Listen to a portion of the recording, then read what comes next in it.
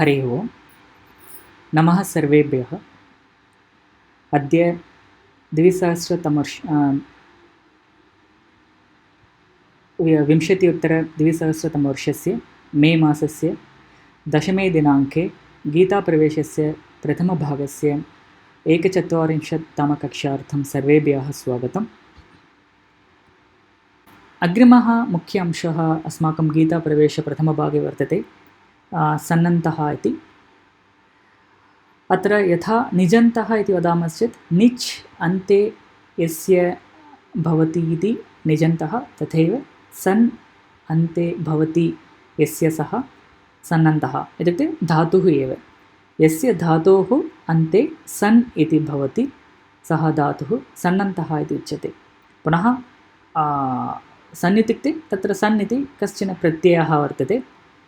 यथा धातोः निच् प्रत्ययेन निजन्तधातुः भवति, तथैव धातोः सन् प्रत्ययेन सनन्तधातुः भवति। सो यथा पूर्वम् अस्माभिः अधीतमत्र एतादृशमत्र धातोः क्रियापदनिष्पादने तिङ् प्रत्ययः, तथैव धातोः प्रातिपदिकनिर्माणे कृत् प्रत्ययः, पुनः प्रातिपदिकात् धातुनिर्माणे सनादिप्रत्ययः, पुनः प्रातिपदिकात् नामपदनिर्माणे सुप् प्रत्ययः, पुनः प्रातिपदिकात् प्रातिपदिकनिर्माणे तद्धितप्रत्ययः, पुनः धातोः धातुनिर्माणे सनादिप्रत्ययः इति वयं दृष्टवन्तः।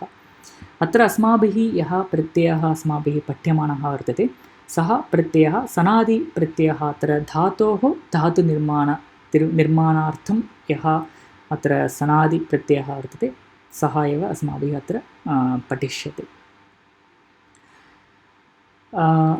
अस्तु, अतः अत्र सन् प्रत्ययः, सन् इति प्रत्ययः तत्र सामान्यतया नकारस्य लोपः भवति, केवलं तत्र सकारः एव अवशिष्यते इति जानीमः। पुनः अयं प्रत्ययः सर्वदा धातोः एव अयं प्रत्ययः भवति, अतः धातुः प्लस् सन् इति भवति। पुनः अत्र किम् अनेन निष्पद्यते इति पृच्छामः चेत्, पुनः तत्र धातोः एव निर्माणं तत्र भवति। धातुः प्लस् सन् इस् ఈక్వల్ टु पुनः नूतनधातुः भवति, सः धातुः सनन्तः धातुः इति उच्यते। यथा धातुः प्लस् निच् इस् ఈక్వల్ टु निजन्तः धातुः, तथैव धातुः प्लस् सन् इस् ఈక్వల్ टु सनन्तः धातुः। पुनः अत्र कानिचन उदाहरणानि तत्र सन्ति। पठ् इति धातोः पठति इति रूपं लट्लकारे, तत्र सन् प्रत्ययेन पिपठिष इति रूपं भवति, अतः तत्र लट्लकारे पिपठिष्यति इति रूपं। तथैव गम् इत्यस्य गच्छति इति रूपं लट्लकारे, पुनः सनीकृते जिगमिष इति सनन्तरूपं सनन्तधातुः भवति, तत्र लट्लकारे जिगमिष्यति इति रूपं। पुनः क्रीड् इति धातुः क्रीडति इति रूपं, सनीकृते चिक्रीडिष इति सनन्तधातुः चिक्रीडिषति इति लट्लकाररूपं। पुनः नी नयति, सनी निनीष इति सनन्तधातुः निनीषति इति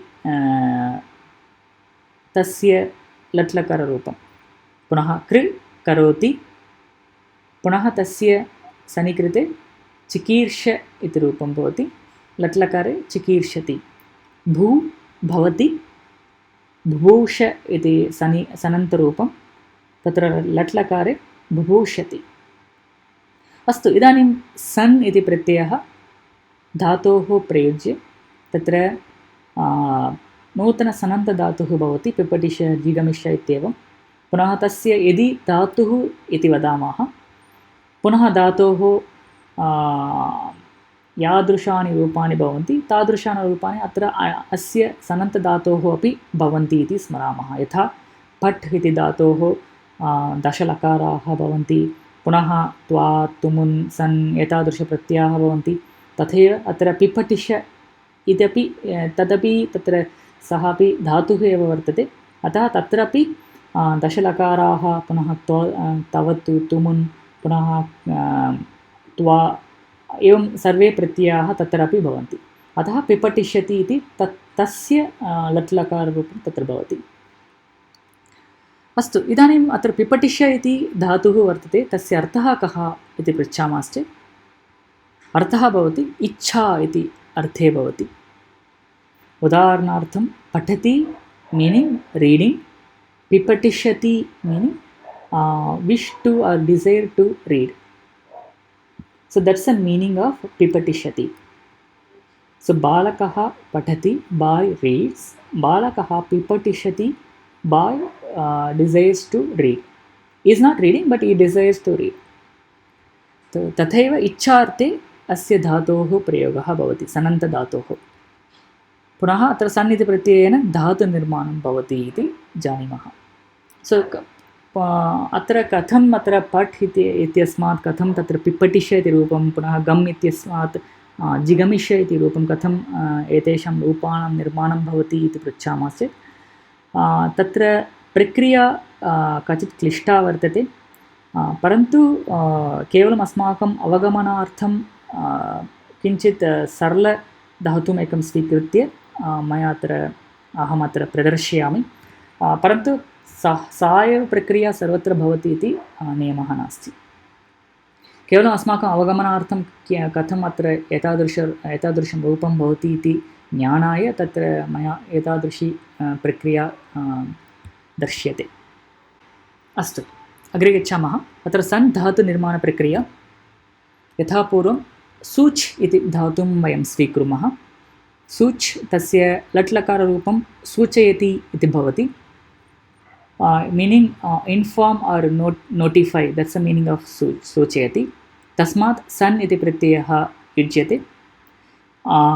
सन् प्रत्यययोजनेन तत्र सूचयितुम् इच्छति इत्यस्मिन् अर्थे पुनः नूतनधातुनिर्माणं तत्र भवति। So desires to notify or desires to inform. So that's the meaning. In that meaning we wanted to generate a dhatu. So generally, as I said earlier, this derivation is just for our information, but this is not going to be the common derivation for all the dhatus. There are a lot of internal specifics which will vary based on each dhatu and the meanings and the other few parameters of the dhatu. But this is a very high level. You can understand how the sananta dhatu is formed. अत्र प्रथमं किं भवति, यदि सूच् plus सन् इति भवति तदानीं धातोः द्वित्वं भवति इति स्मरामः। सो द धातु will generally be repeated. So सूच् प्लस् सा, सो तत्र सा इति तत्र नकारस्य लोपः, अतः केवलं सा एव अवशिष्यते। पुनः सूच् इत्यस्य द्वित्वं भवति, अतः सूच् प्लस् सा। अस्तु, अनन्तरं यदि द्वित्वं भवति अत्र पूर्वं यः शब्दः अथवा यत् पदं तत्र भवति सूच् इति, तस्य नाम वर्तते अभ्यासः इति। अभ्यासः इति तस्य नाम। तत्र इतः परं किं भवति इत्युक्ते, यदि अभ्यासे बहवः अलः सन्ति, यदि हल् वर्णाः बहवः भवन्ति, तत्र केवलं प्रथमः हल् वर्णः एव तत्र गृह्यते, अन्ये वर्णाः त्यज्यन्ते तत्र। So we will take only the first hal varna along with the swara with it, and we will ignore the second hal or from second onwards we will ignore all the hals. So that means only cha and others. If there are any three hal varnas, we will take only first hal or first section till the first swara. So like first swara is u, so u until that whatever hals are present in the before, all of them we will take. So here we have only one hal before first swara, and after swara we have one hal. So after swara we will remove all of them and we will take only the first part of it, that will be su. So prathama hal sishyate. So generally only one hal. If there are any two hal present before the first two vowel, we will consider both of them.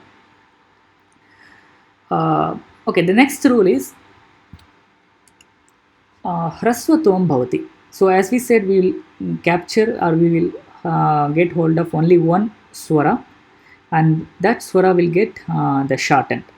If it is a longer swara, it becomes shorter. If it is already shorter one, we will not do any changes. So su becomes su. So su plus such plus sa.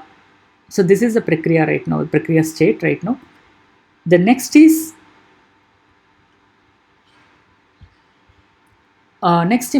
this is the general three common steps we generally do with the abhyasa. The first repeated dhatu.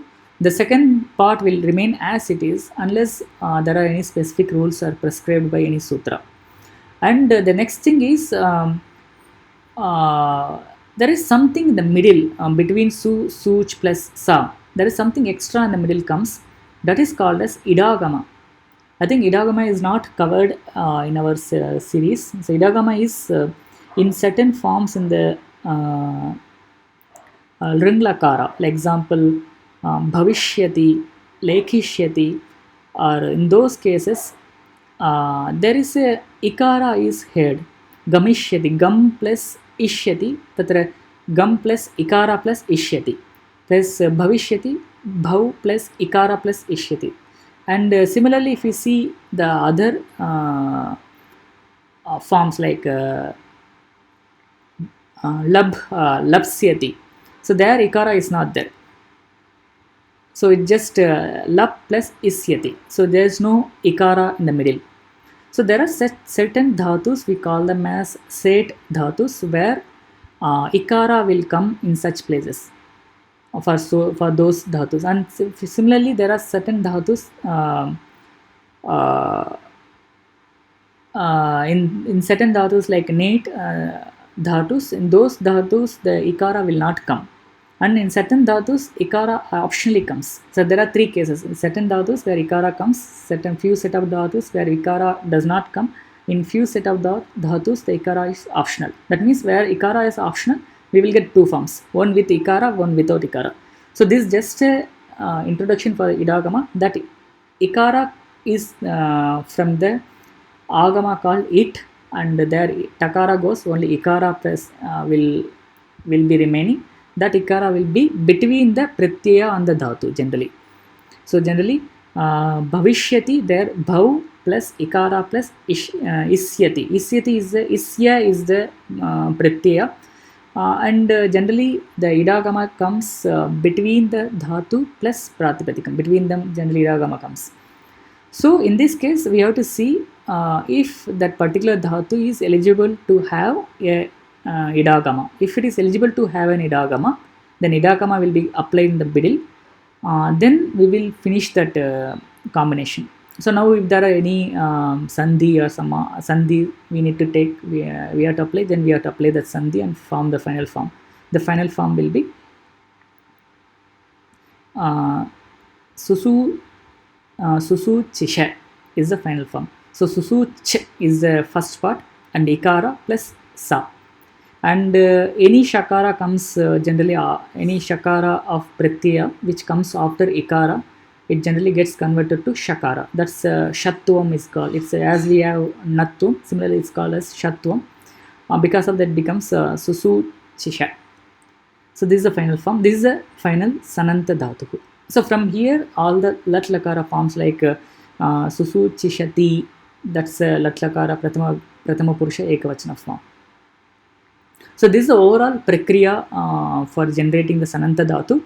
But as I said, when we say abhyasa, only these three are the common steps. But in most of the cases, if you see example of da dhatu, da plus san, dadati, that da dhatu, when it comes with san, it generally becomes ditsati is the final form.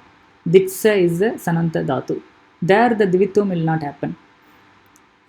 So there are certain such exceptions for even this prakriya, and this is not a standard prakriya. There are a lot of exceptions in each stage. Like even idagama itself is a big topic.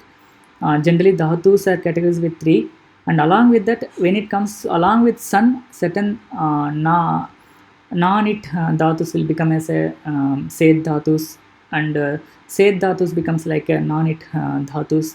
So there are a lot of such transitions will happen. So generally this is just for your knowledge, but most of the cases this will apply, but wherever it is not applicable, I would recommend you to check the dictionary and find the right sananta dhatu. Okay, and so that's why if you see pat, the san dhatu becomes pipatisha is the rupam. And there are again, after adding san, whatever the sananta dhatu comes, from there we can again add two other pratyayas. One is uhu pratyaya and other one is a pratyaya. So when you add u pratyaya, it becomes pipatishu. When you add a pratyaya, it becomes pipatisha. So when we say the sananta prakaranam, these are the three pratyayas are very important for our adhyayana. One is the san pratyaya to make the sananta dhatu. From there we attach u pratyaya or a pratyaya. So that generates two other forms, pipatishu or pipatisha. So hope we understand. Then we will see the meanings of these pratyayas as well. But before that, I would like to take any questions if there are any. Mahoday, voice was breaking when you were explaining this O and A, so it is not clear. Can you repeat it, please? Yeah, sure. So I was saying that after we make the sananta dhatu, there are two possible, again there are two other extra pratyayas can come only with sananta dhatus. One is u pratyaya and a pratyaya.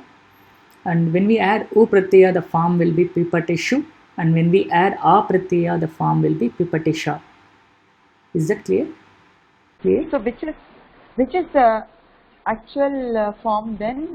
Both will be there, pipatishu and pipatisha, both are there? No, actually if you see, the pipatisha is the dhatu. From there all the lakaras and everything will be generated. And the pipatishu and pipatisha, these two are the namapadams. And when we say pipatishu, it means one who is desired or who has desired to read. That person is called pipatishu. And similarly, the desire to read is called pipatisha. So these are the two namapadams which can be generated out of the sananta dhatu using the u and a pratyayas. So pipatishu is one who is desired to read. Yeah, pipatishu means one who is desiring to read, or one who desires to read. And pipatisha will be? Yes, just a desire to read. It doesn't mean who. Just a desire to read. Just a noun, yes. Astu Mahoday. Dhanyavad. Astu. Yes. So I think we are already 9:39 now. We will stop here. All we have to know from here is we have a san pratyaya which can generate a dhatu like pipatisha, which gives the meaning of desire to do something. And from there are again two other possible forms special forms which we can generate like pipatishu or pipatisha. So pipatishu means one who is desired to read, who is desiring to read, and pipatisha means just a desire to read. So these are the three forms we have to learn from the point of sananta prakaranam. Okay, so I also have a list of all the common sananta forms for commonly used dhatus.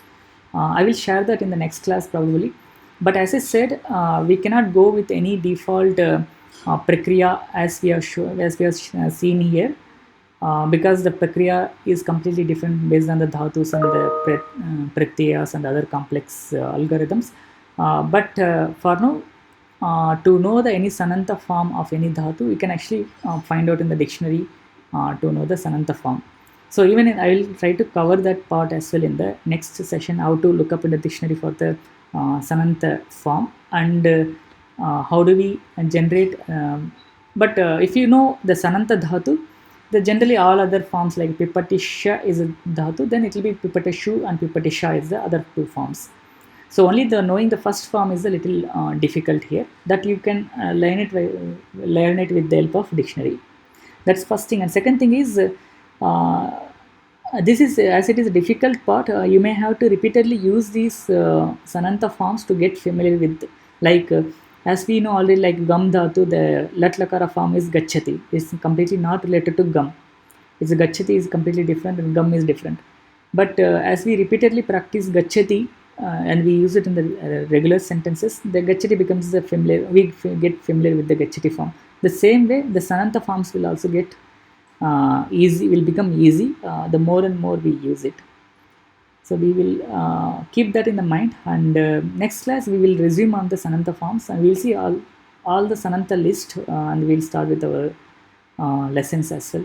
And there are few special exceptions and special cases related to sananta. We will even cover that in the next class. So any questions so far? Sananta dhatu prakriya, there will be two usages, like for pipatishu, pipatisha, it is pipatishu and pipatisha. So like that, for each sananta dhatu, these two usages will be there. Right. For every dhatu will make another dhatu, and for each such sananta dhatu, from those each sananta dhatus we can make again two more forms like this. Okay, for every dhatu. For every dhatu we can make this.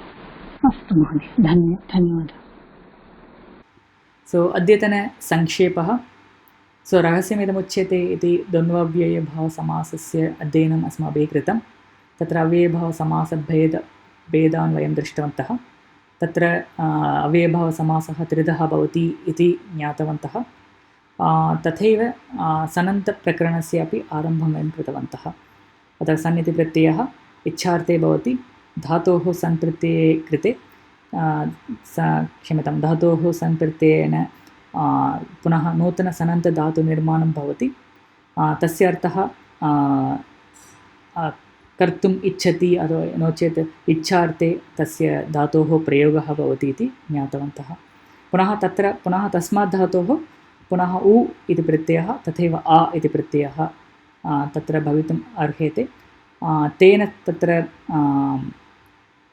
पिपटिषु इत्येवम् एकं नामपदं प्रातिपदिकनिर्माणं भवति. तथैव पिपटिषा इत्यपि एकस्य प्रातिपदिकस्य निर्माणं भवति. पिपटिषु इत्युक्ते यः पठितुम् इच्छति सः पिपटिषुः, तथैव पठितुम् इच्छा इति पिपटिषा.